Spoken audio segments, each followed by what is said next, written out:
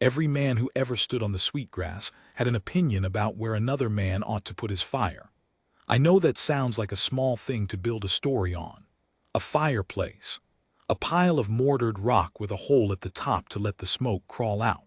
But I have buried friends over smaller things than where a hearth ought to sit, and I have watched a single bad winter take more good people than any rifle on this range ever did.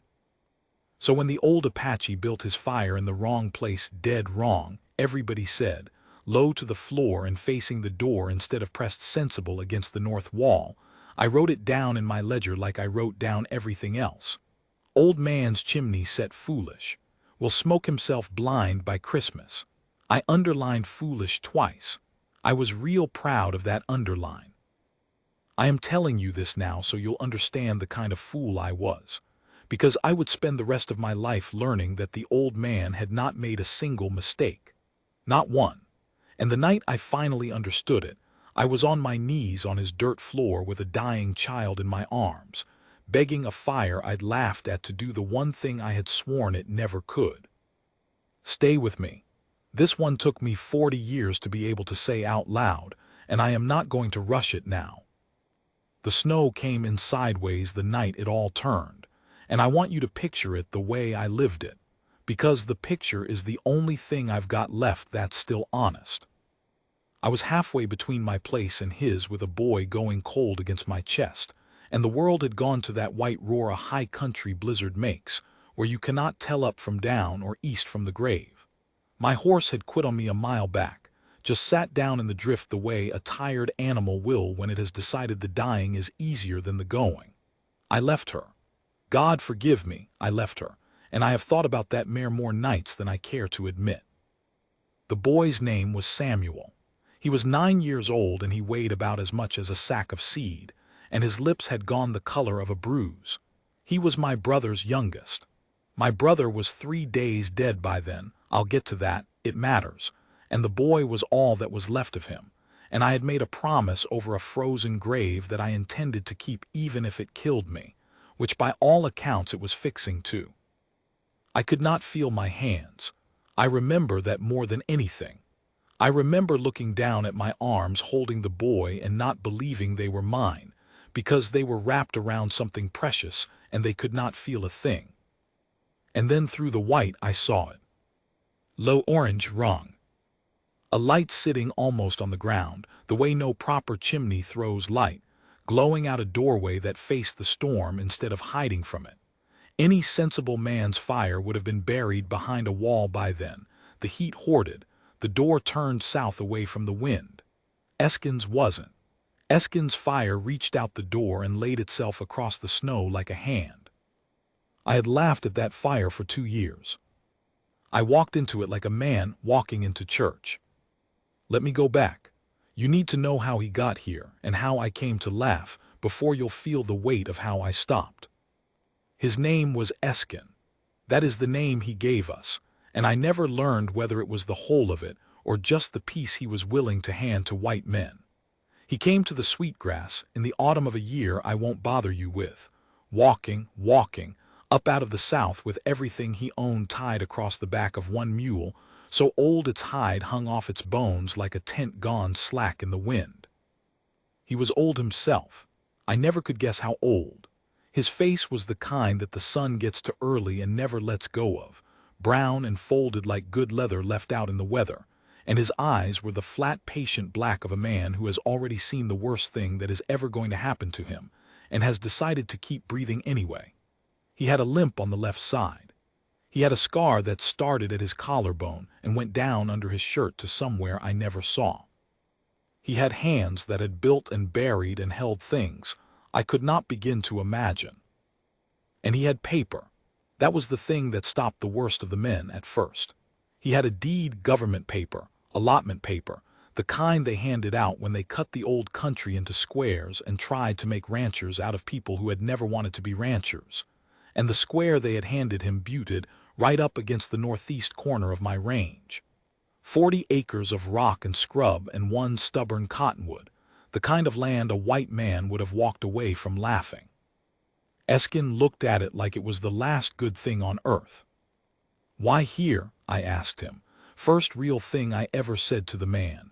I'd ridden up to look him over the way you look over any new neighbor, half hospitality, half suspicion, the way it always was out there. There's better ground south. Water's better. Why'd you take the rock? He was setting stones at the time. Just setting them one on another in a low line that didn't make sense to me yet. He didn't stop. He didn't look up. My grandmother was born on a hill I could see from here, he said. Before they moved us, I cannot get the hill, this is close. He set another stone. Close is enough. I didn't have anything to say to that. I went home and wrote in my ledger, new neighbor, Apache, quiet. Took the bad 40 for sentiment, won't last the winter. I was wrong about every part of that except the quiet. The cabin went up faster than any of us figured a one old man could manage, and I'll grant him this. Even back when I thought he was a fool, I never thought he was a lazy one. He worked from the gray before dawn to the dark after dusk, and he worked alone, and he never once asked a soul for help, which on the sweetgrass earned him a kind of grudging quiet that was about as close to respect as that country knew how to give a stranger. It was the hearth that started the trouble. A man builds his fireplace against a wall. Everybody knows that. You build it into the north wall, the cold wall, the wall the winter comes from, and you let that big rock chimney soak up the heat and bleed it back into the room slow all through the night, and you turn the firebox to face into the house so the warmth pushes inward toward where you sleep. That is how it is done. That is how my father did it and his father. And that is how every cabin on that range from the territory line to the river was built. And there was not one single argument about it because there was nothing to argue. Eskin built his fire in the middle of the room. Not pressed to a wall. Out in the floor, low, a wide shallow ring of stone he raised maybe a foot, with the cottonwood and juniper laid in a pattern I didn't have a word for, and the whole thing aimed, if a fire can be said to be aimed, out through the door. He'd cut his one window small and high, and on the south wall, the warm wall, where any sane man wants his big window for the morning light, and he'd put the fire where the draft would pull through the door and out the smoke hole, and by my every reckoning, suck every ounce of heat he made straight out into the night. Caleb Royce was the one who named it. Caleb ran cattle on the far side of me and had a mouth on him that ran faster than his brain ever managed.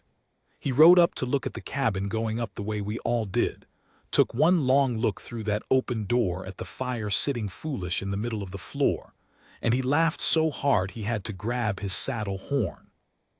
Lord above, Caleb said, would you look at that? Old man's built himself the dumbest chimney in the territory. He wiped his eyes. Gonna freeze to death warming the outdoors. Whole 40 acres of Arizona and he heats all of it. It caught. Things like that catch on a range where the nights are long and there's not much to do but talk about the neighbors.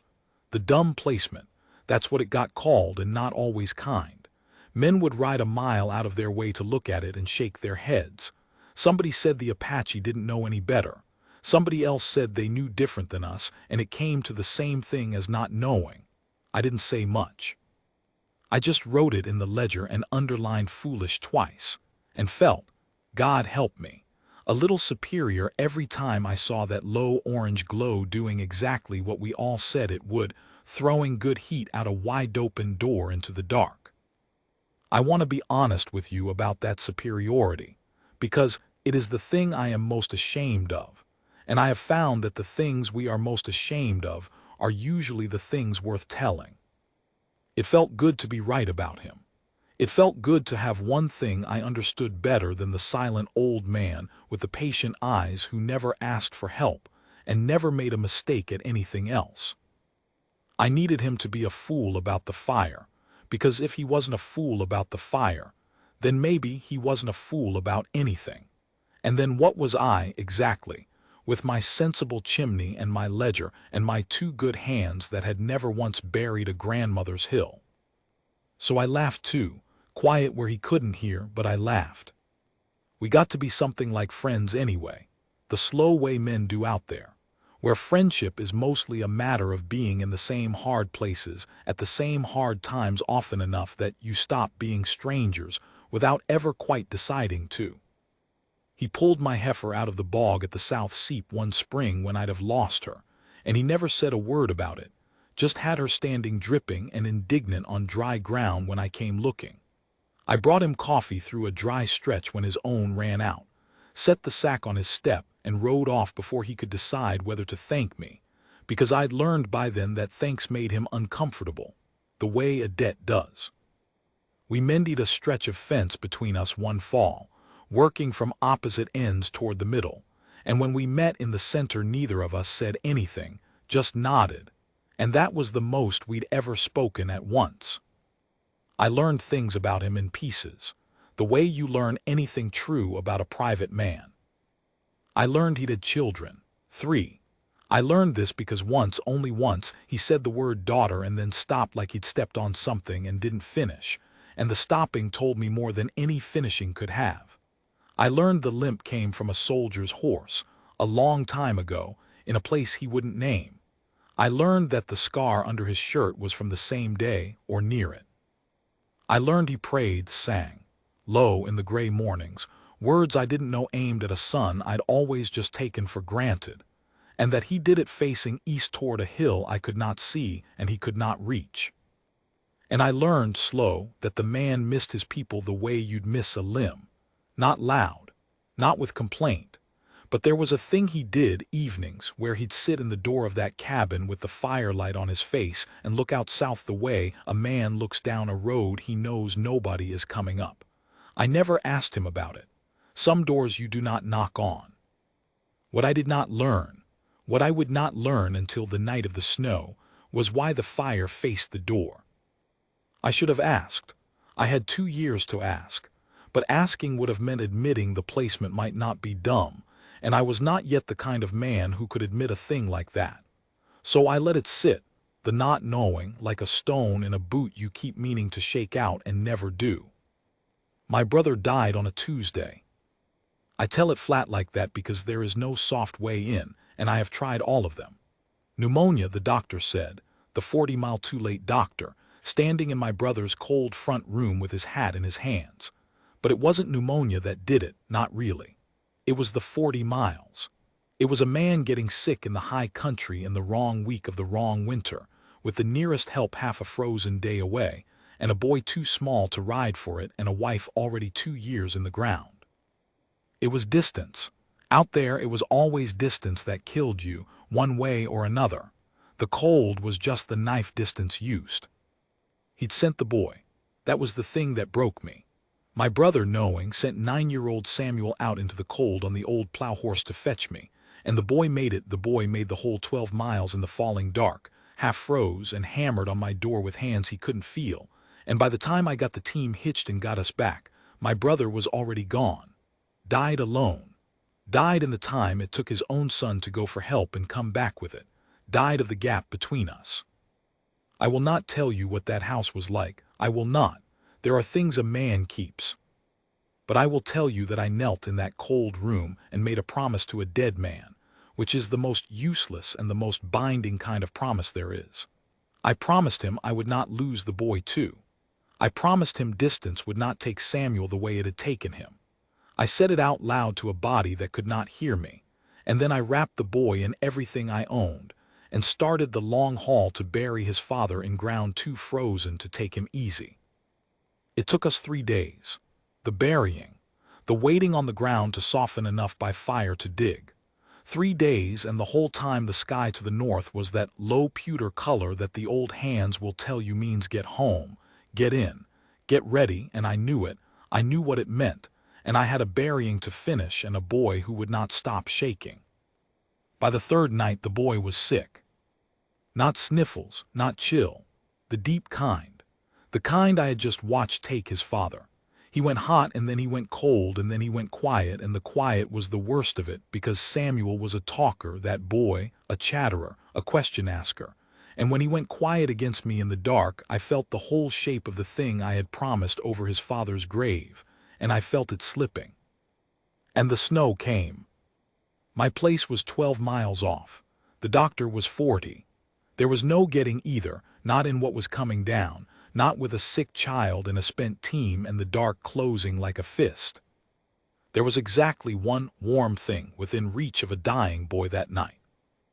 It was a fire I had laughed at for 2 years, sitting foolish and low in the middle of a cabin floor, throwing its heat out an open door into the storm. And as I stood there in the first hard wall of the snow with my brother's son going cold in my arms, I understood, all at once and far too late, that I did not have the first idea why. I only knew it was burning. I only knew the door faced me. And I started to walk. The door was already open when I reached it. I want you to understand what that meant because at the time I didn't, and the not understanding nearly cost me everything I had left. It was the worst night of that whole winter, the kind of cold that comes looking for you, and that man had his door standing wide. Not cracked, not ajar, open. The fire in the middle of his floor was reaching out across the snow, and the snow was blowing in across his threshold and melting in a dark crescent on the dirt. And Eskin was sitting just inside it the way he sat every evening. Except this evening, there was a wall of white death 3 feet past his boots, and he had not shut it out. He was waiting. I didn't think it then. I thought it later, lying awake. But I know now that the old man had seen that sky same as I had felt the storm coming the way you feel a thing in an old wound, and had done the one thing his whole life had taught him to do when the dark turned mean. He had opened the door and let the fire call. I came through it and fell, just fell with the boy onto his floor into the heat, and the heat hit me like water hits a man dragged out of a river, all at once everywhere, a pain so total it felt like drowning. I heard myself making a sound I didn't recognize. I had the boy. That was the only thought I had room for. I have the boy. I'd carried him so long my arms had locked into the shape of carrying and would not let go, and Eskin had to work my fingers open one at a time, gentle, the way you'd open a trap that's frozen shut. "Give him," he said. I gave him. Here is the thing I had laughed at for 2 years, and here is what it was for. A proper fire, a sensible white man's fire, my father's, sits against the wall and throws its heat one direction. You sit in front of it. You face it. Your front gets the warmth and your back gets the night, and you turn yourself like a roast on a spit. And that is how it has always been done because that is how it heats a room. But a man does not need a warm room when he is freezing to death. A man needs a warm side, all of them at once. Eskin laid the boy down right on the stone ring of that low central fire, not near it on it. On the warm flat rocks he'd set a foot off the floor, and the heat came at Samuel from underneath and from the side and wrapped clear around him, because the fire was in the middle, because there was no cold wall at his back, because every inch of that child was turned toward flame at once. The old man had not built a fireplace. He had built a thing to put a cold body inside of. He had built it low so you could lie down in its warmth. He had built it round so the warmth had no back to it. I had spent 2 years thinking he didn't know how a fire worked. He knew how a body worked. He knew it the way you only learn it by holding ones that had gone cold. He stripped the boy without a word, the wet froze clothes that were killing Samuel faster than the cold ever could, and he wrapped him in a hide gone soft as cloth with age, and he laid him on the stone, and he started to work. And I knelt there useless, my own hands still screaming as the blood came back into them, and I watched an old Apache man I'd written foolish about do the thing I had ridden 12 miles through hell hopping a doctor 40 miles off might someday do. He sang while he did it, low, the same gray morning song, aimed, I understood now, not east at a hill but down at the child into him like the fire itself. Why does it face the door? I don't know why that was the thing I asked. I'd had 2 years of better moments to ask it, but it came out of me there on my knees, raw, almost angry, because I could feel the heat pouring out past us into the storm, my heat, the heat that was bringing my brother's son back from the edge, and the open door was bleeding it out into a night that didn't deserve it. Eskin didn't look up from the boy. His hands kept moving. "So it can be found," he said. That was all at first. "So it can be found." I didn't understand, and he saw I didn't, and for a while he let me not understand, and then, and I think it cost him, I think it was one of the doors I'd learned not to knock on, and he opened it himself. He told me in pieces, the way he told everything. When they moved his people. The long walk, the one he'd never name. It was winter at the end of it, and the soldiers pushed them through country none of them knew, and at night the people would scatter to whatever shelter the land gave, draws and overhangs and the lee of rocks, and they would make what fires they could. And the fires faced in, hoarded, the way grief turns a person inward, hands cupped around the little warmth they had left, backs to the dark. His youngest had wandered, a daughter, 6 years old, wandered off in the white the way little ones do, chasing something or fleeing something, and by the time they knew she was gone the storm had come down and they went out into it calling, and there was nothing to call her back to. Every fire on that whole cold hillside faced in. Every light was hidden behind a body or a wall of rock. There was not one flame in all that dark that a lost child could see and walk toward. They found her in the morning, not far. That was the part he said last and quietest. Not far. She had been close the whole night. Close enough that a fire facing out, a single fire turned toward the dark instead of away from it, might have been a thing she could see. Close is enough. He told me once about the hill, about the land. Close is enough. It is the cruelest sentence I have ever heard a man say, and he said it about his own dead child, and then he went back to singing over mine. I did not laugh at the door again. I want that on the record. Whatever else I did wrong that night, and I did plenty, I never once more in my life thought that open door was foolish. But I am going to tell you the worst thing I did, because I told you at the start I would be honest, and the honest thing is ugly. The boy was not getting better. He'd come back from the worst of the cold, the blue had gone out of his lips, he was breathing, he stirred, but the fever from the sickness, the same that took his father, that was rising now that he was warm enough to burn. He thrashed.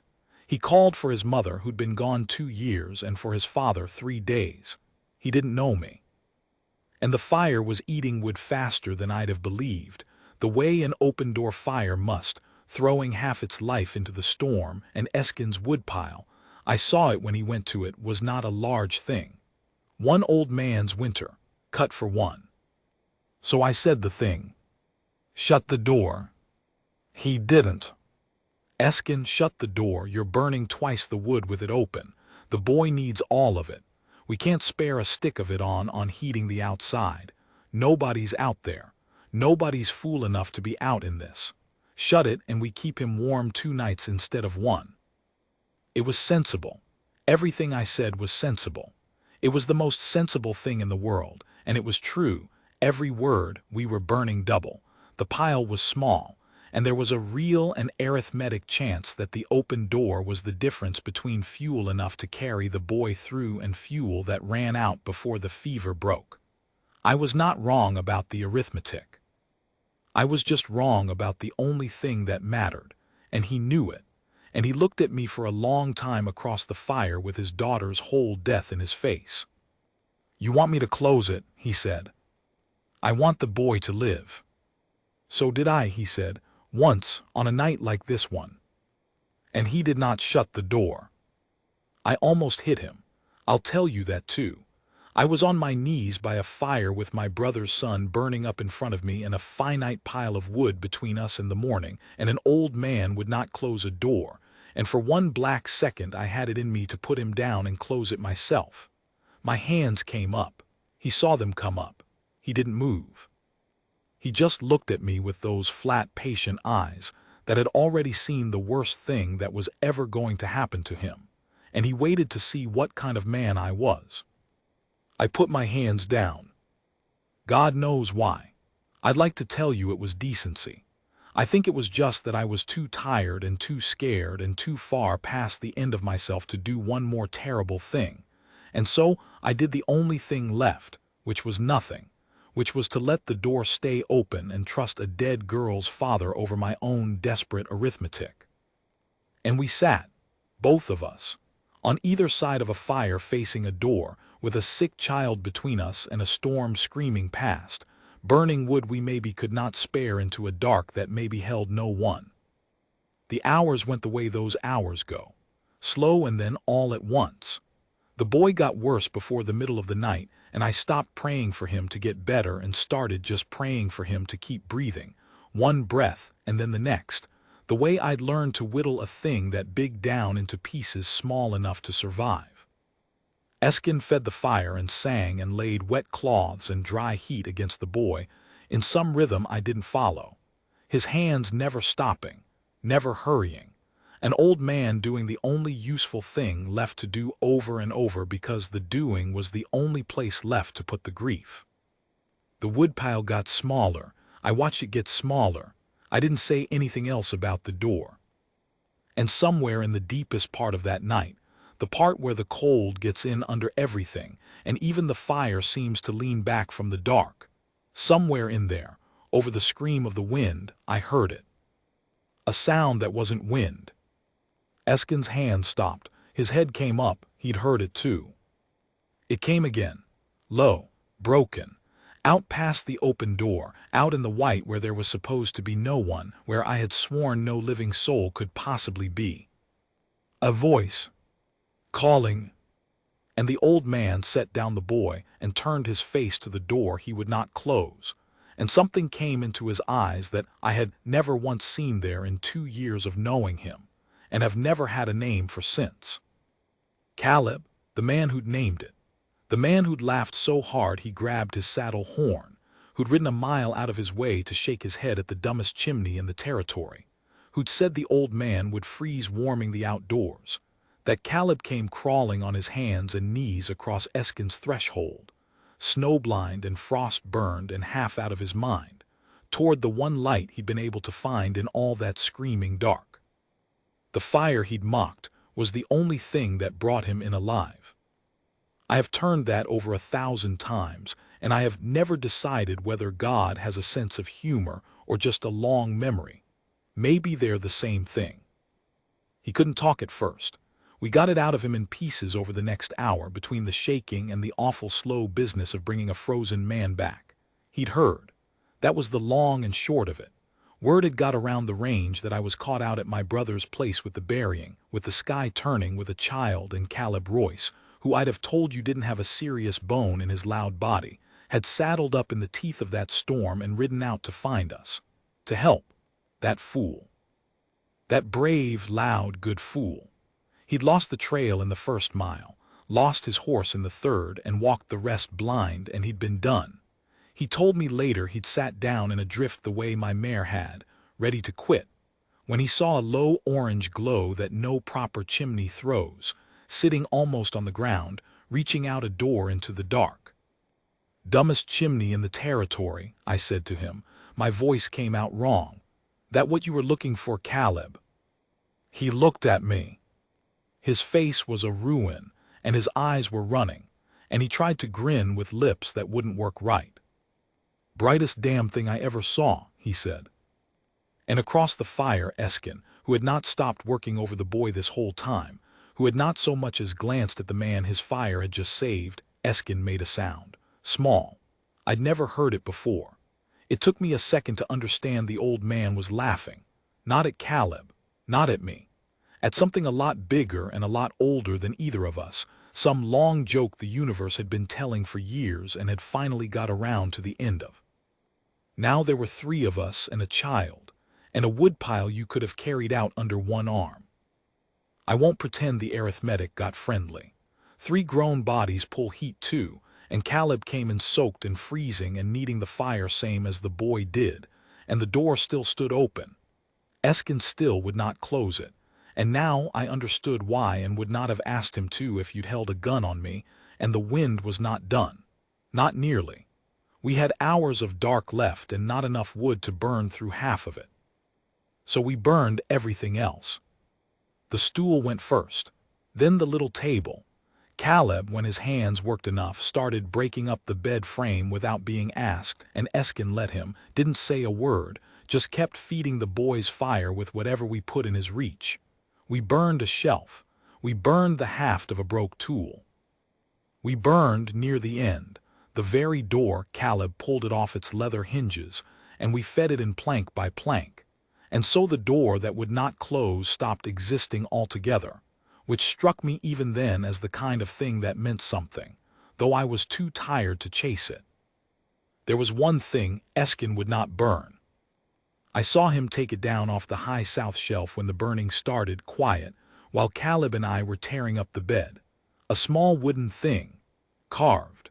A horse, I think, though it was worn so smooth and so dark with handling that it was hard to say. A little carved horse about the size of a man's palm, the kind of thing you'd make for a child to hold. He didn't explain it. He set it in the deep pocket of his coat, and he put his hand flat over the pocket for just a second. And then he went back to the fire and never touched it again. And I never asked. And Caleb, God bless him, never asked. And we burned that man's whole house down around that one small thing and let him keep it. A 6-year-old's hand had held that horse. I knew it the way you know things you're never told. Not far, he'd said, not far. You don't burn the last warm thing a lost child ever touched. You burn the house first. You burn the door first. You burn your own hands first if it comes to it. We did not have to burn our hands. The wood and the wreckage and the door got us there. But it was close, closer than I have ever come to a thing and lived. And the gray was coming weak in the high south window when the boy finally went quiet in a different way than he had been quiet. Not the bad quiet, the other one. The fever broke just before the dawn did. Samuel came up out of it slow, wrung out, paper-thin, and the first thing my brother's son did with his first clear breath in 2 days was ask, in a small scratched voice, where his pa was. I could not answer him. I'm not ashamed of that. There are things a man cannot do at dawn after a night like that, and telling a 9-year-old his father is in the frozen ground is one of them, and I just gathered him up off that warm stone and held him and let him feel my arms work this time, feel them hold on instead of lock shut, and that was answer enough. He knew. Children always know. He cried and I cried, and Caleb Royce looked hard at the dying fire and pretended he didn't, and Eskin had got up and gone to where the door used to be. He was standing in the open hole of it with the first real light coming up over the country, looking out south and east the way he did every evening, toward a hill he could see and could not reach, and his fire was at his back for once, burned down to coals, its work done. The storm had blown itself out in the night. The world was that blinding clean white that comes after, that looks, for an hour or two, like nothing bad has ever happened on it or ever will. I went and stood by him. I didn't say anything. I'd finally learned that much. After a while he said, not to me exactly, she would have been an old woman now. That was all. He never said another word about her, the whole rest of the years I knew him. But he said that one morning with his fire at his back and the light on his folded leather face, and I have carried it every day since, and I think he meant me too. The boy lived. I should say that plain because I've made you carry enough weight, and that part you can set down. Samuel lived. He grew up tall and quiet and good, on my place, my brother's son, and as near my own as makes no difference, and he is the reason I am able to tell you any of this at all. Caleb Royce never said one more word against that chimney. He didn't go around praising it either, that wasn't Caleb, and besides, a man does not love to talk about the night he sat down in a drift to die. But he changed, quieter, kinder in his loud way. And the next fall, when Caleb put up a new bunkhouse for his hands, I rode over to look at it the way we all looked at each other's building, and I stood in the doorway a long time, because Caleb had built the fire low and round, and out from the wall and facing the door. He didn't say a thing about it.